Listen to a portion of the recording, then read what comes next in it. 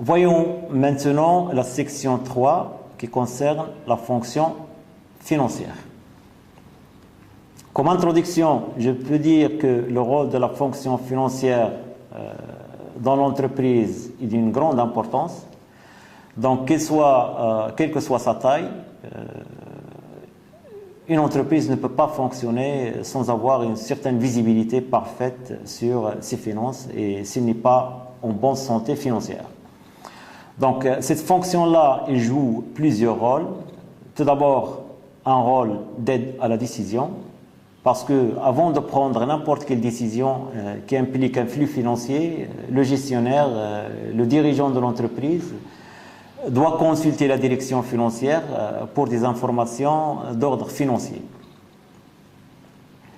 En plus de ce rôle d'aide à la décision, la fonction financière a aussi un rôle d'assurer les fonds nécessaires pour le financement des activités de l'entreprise. Donc, il garantit les conditions de rentabilité des investissements. Il a un rôle à jouer dans la gestion des risques, donc il doit limiter les risques financiers et les risques d'exploitation auxquels l'entreprise peut être confrontée. Il a des tableaux de bord à gérer, il a des indicateurs financiers à surveiller, il doit réaliser un diagnostic financier et suivre des ratios financiers qui permettent de connaître la performance et les capacités de financement de l'entreprise. Par tout ça, il participe à la planification stratégique de l'entreprise et au choix des investissements. Donc, vous voyez, tout tourne autour de la question financière au sein de l'organisation et c'est cette fonction qui a en charge cette responsabilité. Cette fonction financière doit, d'une façon générale, assurer le bon fonctionnement de l'entreprise et ce bon fonctionnement de l'entreprise ne peut être réalisé qu'en assurant à la fois la rentabilité de l'entreprise, sa solvabilité et sa liquidité. Là, ce sont les trois piliers de la gestion financière. Je vais essayer de définir un peu, donner quelques éléments d'explication sur ces trois éléments, sachant bien que vous aurez l'occasion de voir tout ça chiffré dans la matière de la gestion financière. Donc, pour la rentabilité, comme premier pilier important de la fonction financière, elle est très importante, la rentabilité, parce que pour se développer et attirer des investisseurs, pour assurer sa croissance et sa viabilité, une entreprise doit être rentable, c'est-à-dire dégager un résultat net positif, suffisant pour rémunérer les capitaux propres et financer les investissements. Donc là, ce sont les conditions essentielles du développement. Le deuxième pilier important de la gestion financière, c'est assurer la solvabilité. Donc, l'entreprise doit être solvable. Ça veut dire honorer ses engagements vis-à-vis de ses banquiers, de ses tiers, de ses fournisseurs, de son personnel, etc. Donc, il doit être solvable. Il doit éviter les risques de difficultés financières qui peuvent surgir à l'avenir et mettre en péril cette solvabilité. Et cette mission-là relève du rôle de la fonction financière. Le troisième pilier important pour la gestion financière, c'est assurer la liquidité de l'entreprise. Donc, il ne suffit pas à une entreprise d'être rentable. On se trouve parfois devant le cas d'entreprises qui sont parfaitement rentables, mais qui peuvent se retrouver facilement en faillite. Pourquoi? Tout simplement parce qu'ils n'ont pas la liquidité nécessaire pour honorer leur engagement à temps.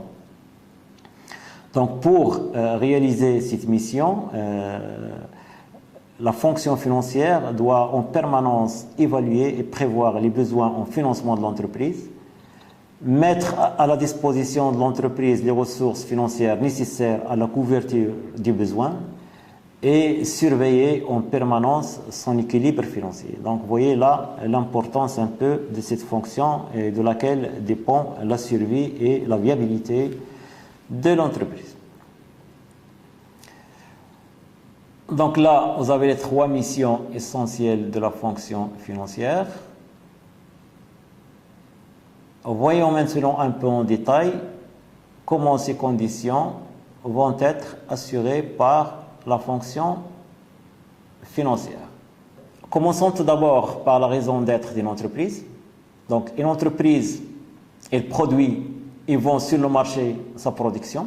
Les revenus de la vente doivent lui permettre tout d'abord de rémunérer les facteurs de production, de régler les salariés, de payer les charges sociales et fiscales, de payer les intérêts et de dégager un résultat positif qui en partie va être conservé et en partie va être distribué sous forme de dividendes. Si je prends les ventes maintenant, moins les paiements des fournisseurs, j'ai la valeur ajoutée. Donc la valeur ajoutée qui reste à l'entreprise doit être assez conséquente pour régler des salaires, pour payer les charges sociales et fiscales, pour payer les intérêts et dégager un résultat positif. Donc là, c'est la première mission de la gestion financière, c'est d'assurer un profit conséquent qui va permettre à l'entreprise d'assurer sa rentabilité. Deuxième mission importante de la gestion de la fonction financière, c'est l'évaluation des besoins de financement. Donc en permanence, l'entreprise a besoin de fonds pour son financement, donc soit le financement des investissements, soit le financement de son activité d'exploitation. Premièrement, l'investissement, il est très important pour l'entreprise. Donc, c'est le renouvellement de son outil de production. Donc, s'il n'a pas un actif qui est performant, l'entreprise ne sera pas rentable. Sachant bien que c'est un cycle qui est très long. Donc, entre la date de l'engagement des fonds investis et la date d'obtention des bénéfices, la durée est assez longue. Donc, c'est une immobilisation qui apparaît d'ailleurs dans l'actif de l'entreprise, des bilans d'entreprise, comme étant une immobilisation financière. Donc, on immobilise des fonds dont l'entreprise espère en tirer un gain futur. Donc, il existe plusieurs types d'investissements. Il y a des investissements de création. Donc, à la création de l'entreprise, il faut investir, acquérir des locaux, des terrains, des biens d'équipement, etc. Il y a des investissements de remplacement ou de renouvellement. Donc, ces investissements sont nécessaires pour maintenir la capacité de production. Donc, remplacement des biens de production qui sont déjà amortis. Il y a aussi un autre type d'investissement, ce sont des investissements d'expansion ou de capacité. Donc, ces investissements sont nécessaires pour augmenter la capacité de production. Et pour chaque type de ces investissements à réaliser, il faut faire une étude financière qui est nécessaire afin de sélectionner le projet le plus rentable en comparant son coût au gain qu'il permet de réaliser. Donc il y a plusieurs critères d'évaluation et là c'est un peu le domaine de la gestion financière. Donc on a vu qu'il y a la direction financière doit assurer tout d'abord le financement et chercher les moyens adaptés pour réaliser le financement des investissements, mais aussi il a un rôle à jouer dans le financement des cycles d'exploitation. Le cycle d'exploitation, ça aussi c'est un domaine d'investissement. Il fait partie de l'actif et du passif de l'entreprise.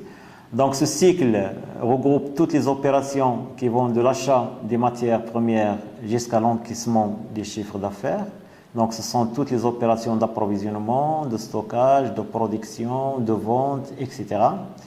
La durée de ce cycle varie selon l'activité et la taille de l'entreprise. Donc vous avez là le schéma des cycles d'exploitation qui se traduit sur le plan financier par des décaissements au niveau de l'actif et pour l'achat des matières premières, leur transformation, le paiement des salaires, le paiement des autres charges externes, etc.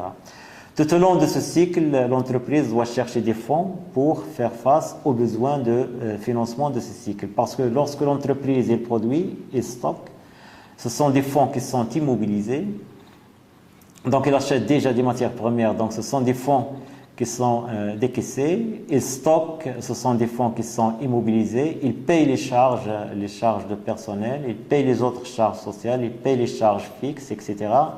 avant d'attendre le moment de la vente. Et une fois le produit est mis à la disposition des clients, généralement il faut attendre 2 mois, 3 mois avant l'encaissement des créances clients. Donc tout ce cycle-là, ce sont des fonds qui sont immobilisés et parfois il faut aller chercher comment financer ce cycle. Mais ce cycle ne sont pas tout simplement des dépenses, et là aussi il permet une rentrée de ressources sous forme de crédit fournisseur. On représente ce cycle de cette manière-là, donc il s'étale de l'achat des matières premières jusqu'au règlement des clients. Donc il y a le cycle d'approvisionnement qui comprend l'achat des matières premières, stock des matières premières, intervient le cycle de production, donc c'est la production proprement dite, et il y a le stock des produits finis, et puis à la fin, la vente au client, là c'est le cycle de commercialisation. Le besoin de financement des cycles d'exploitation est né des décalages entre les encaissements et les décaissements au niveau de ce cycle-là, et généralement il est représenté par le BFR qui est égal au stock plus les créances moins les dettes fournisseurs. Donc bien que ce cycle d'exploitation c'est un cycle qui est court, le besoin est un besoin stable et qui existe toujours parce qu'il tient un peu aux conditions commerciales vis-à-vis des clients et vis-à-vis des fournisseurs. Là, c'est un domaine qui est très important et qui pose des problèmes de financement, des problèmes permanents de financement, et c'est lui qui met en danger à tout moment la trésorerie de l'entreprise. Les moyens de financement à court terme, donc ils sont connus, c'est le crédit fournisseur. La direction, la fonction financière doit essayer d'obtenir des conditions vis-à-vis des fournisseurs qui soulagent un peu la trésorerie de l'entreprise, donc essayer de négocier les délais les plus longs, parce que c'est une ressource. Et vis-à-vis des clients, essayer de réduire un peu la durée crédit client, chose qui n'est pas tout à fait évidente compte tenu de la concurrence qui existe. Deuxième moyen de financement à court terme, ce sont les crédits bancaires. Donc l'entreprise s'adresse aux banques pour obtenir un crédit à court terme qui lui permet de faire face aux besoins du cycle d'exploitation. Donc il existe plusieurs formes de crédit. Crédit de financement de la trésorerie, l'escompte des effets de commerce.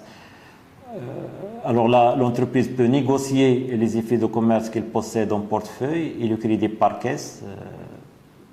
Le découvert par exemple, les facilités de caisse. Donc il y a plusieurs mécanismes de financement à court terme possibles. Ce n'est pas toujours évident, mais qui sont possibles pour financer le BFR. Il y a aussi les crédits de financement des stocks, il y a aussi la facturage, etc. Les moyens de financement à moyen et à long terme, là il y a essentiellement l'autofinancement. Donc quand l'entreprise finance ses investissements par ses propres moyens, donc il s'agit de l'autofinancement. Ce sont des moyens de financement permanents, propres à l'entreprise, et qui sont généralement les bénéfices plus les amortissements et les provisions pratiquées. Sachant bien que les amortissements et les provisions sont des charges fictives, donc ce sont des charges non décaissables, donc ils vont rester à la disposition de l'entreprise. Si on ajoute la somme des amortissements et des provisions aux bénéfices, on est dans l'autofinancement. Il y a aussi une autre source de financement à moyen et à long terme, ce sont les apports nouveaux. Donc il s'agit de l'augmentation du capital par plusieurs façons, soit en numéraire, soit par l'émission de nouvelles actions, soit l'augmentation du capital en nature.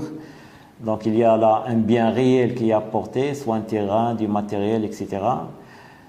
Soit l'augmentation du capital par incorporation des réserves, etc. En plus de ces financements-là l'autofinancement et les apports nouveaux, il y a les emprunts, bien entendu, donc à moyen et long terme. Ce sont des crédits bancaires qui financent les investissements et dont la durée de vie est inférieure à 7 ans, c'est sont à court terme, ou bien supérieure à 7 ans. Là, on est dans le crédit à long terme. Bien entendu, il y a d'autres formules, donc c'est le crédit bail. Au lieu d'acheter l'équipement, l'entreprise le loue chez une société de crédit bail qui l'achète à sa demande. À ce moment-là, l'entreprise va payer seulement le loyer mensuel convenu dans le contrat. Et à la fin du contrat, l'entreprise peut soit acheter le matériel en question, soit le restituer à la société de crédit bail, soit renouveler le bail. Là, ce sont les 5 modalités de financement des investissements à moyen et à long terme. La fonction financière doit aussi prévoir les emplois et les ressources pour garantir un peu l'équilibre financier de l'entreprise. Il s'agit là essentiellement d'une fonction de prévision, donc pour garantir la solvabilité et éviter à l'entreprise de se trouver en état de cessation de paiement. Donc l'équilibre financier il est très important et il est généralement évalué à travers l'équilibre de la trésorerie. Donc c'est un domaine financier très important. Il faut à tout moment prévoir un peu, anticiper la situation et l'équilibre financier de l'entreprise par un travail de prévision des encaissements et prévision des décaissements au cours d'une période et essayer de voir un peu à temps quelles sont les conditions d'ajustement de l'encaisse par recours à d'éventuels crédits. Cette prévision-là et ce travail de prévision, il est généralement fait dans le cadre de la gestion de la trésorerie, sachant bien que cette gestion elle dépend de l'interaction de 3 facteurs essentiels. D'une part, l'investissement, d'autre part, le financement et l'exploitation. Et c'est de la qualité de la gestion de ces 3 facteurs que va dépendre l'équilibre général de l'entreprise et va dépendre sa solvabilité. Donc, au sein de l'entreprise, il y a là 3 cycles importants. Donc, il y a un cycle, le cycle tout d'abord, c'est une suite d'opérations d'une même nature. On parle du cycle d'investissement, donc c'est la suite d'opérations allant de l'acquisition de l'immobilisation à sa cession, donc ou sa mise hors du circuit, hors de l'actif. C'est un cycle de financement et c'est un cycle qui est plus ou moins lent, donc il est schématisé, comme vous le voyez là, sur l'actif immobilisé. Donc l'actif immobilisé d'un bilan, il schématise l'actif, le cycle d'investissement. Il y a aussi le cycle de financement. Là, le cycle de financement, il regroupe toutes les opérations allant de l'augmentation du capital ou bien de l'emprunt bancaire, le paiement des intérêts, le paiement du principal, etc. Donc, toutes les opérations qui concernent le financement. Dans le passif du bilan, il est schématisé par les capitaux permanents, donc les capitaux propres plus les capitaux assimilés et les dettes à long et moyen terme. Et enfin, il y a le cycle d'exploitation qui fait partie de l'actif et du passif circulant de l'entreprise. Donc, il regroupe toutes les opérations qui vont de l'achat des matières premières jusqu'à l'encaissement du chiffre d'affaires. Donc, les opérations d'approvisionnement, de production, de vente, de stockage. La durée de ce cycle de vie varie selon les activités et la taille de l'entreprise. Sur le bilan, il est schématisé par l'actif circulant et le passif circulant.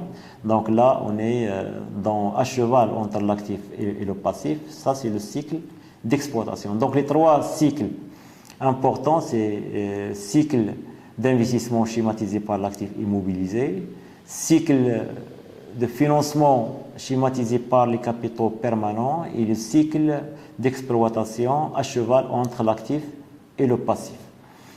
De l'interaction de ces trois cycles, remarquez que là, il n'y a pas de trésorerie parce que tout simplement, c'est de l'interaction de ces trois cycles que dépend la trésorerie. Négative ou positive, donc il faut revenir et chercher quelle est l'origine de cette situation au niveau des trois cycles cités.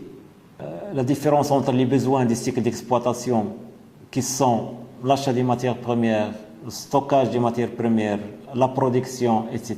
Là, ce sont des besoins. Le décalage entre ces besoins et les ressources de financement dégagées par ce cycle. Les ressources dégagées par ce cycle sont essentiellement les dettes fournisseurs. Donc, le décalage entre besoins et ressources fait naître le besoin en fonds de roulement. Et ce besoin en fonds de roulement doit être financé soit par un excédent des capitaux permanents sur l'actif immobilisé, soit par d'autres moyens de crédit à court terme. Donc, ce besoin-là, c'est déjà un élément très important qui détermine la situation de la trésorerie.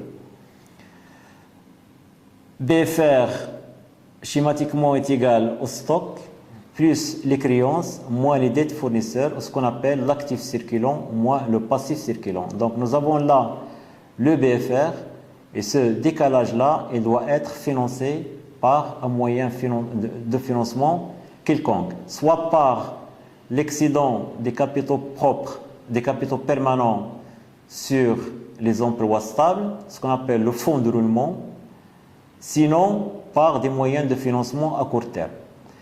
En tout cas, cette gestion de la trésorerie, comme le schématise le schéma là, comme le montre le schéma là, elle est très importante parce que de l'équilibre entre les dettes d'exploitation, les stocks et les créances, que dépend la trésorerie de l'entreprise et par là même sa solvabilité et son équilibre financier.